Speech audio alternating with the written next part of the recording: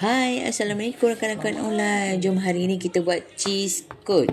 Inilah antara bahannya. Kita ada susu pekat, Nestem, ada susu cair, full cream, ada cheese dengan ada biskut tahu. Step yang pertama, kita gunting dululah cheese ni. Macam mama gunakan semua je cheese ni. Kemudian mama bubur 3 sudu makan susu pekat manis. Korang kena ikut tahap kemanisan korang nak kan. Lepas tu bolehlah bubur susu full cream tu. Korang ikut sukatan yang dalam video mama ni. Kemudian bolehlah korang mixer bahan-bahan yang korang bubur tadi. Mixer sampai rasa puas hati lah macam mama lah kan.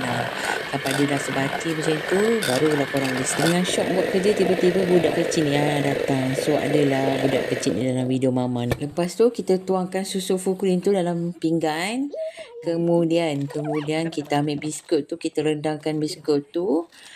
Make sure sebelum rendang tu korang kena basuh tangan dulu tau. Lepas tu kita letak biskut yang kita rendang tu dekat dalam bekas. Tengok tu, sibuk je yang seorang tu. Kemudian dah siap kita rendam tu, kita boleh buburkan lah cheesecake yang kita mixer tadi. Kita bubur atas dia, lepas tu kita buat layer by layer. Barulah mama nak buat video estetik. Maka ada budak ni tak jadilah video estetik mama. Korang enjoy lah video ni Lepas tu korang bolehlah buat by layer cheesecake tu tahap mana yang korang nak, sampai mana.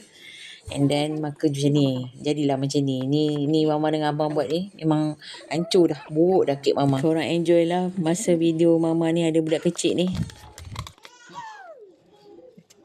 Wah, pandai lah abang buat. Ni abang buat apa ni? Kek. Oh. Dah. Tu masuk tais.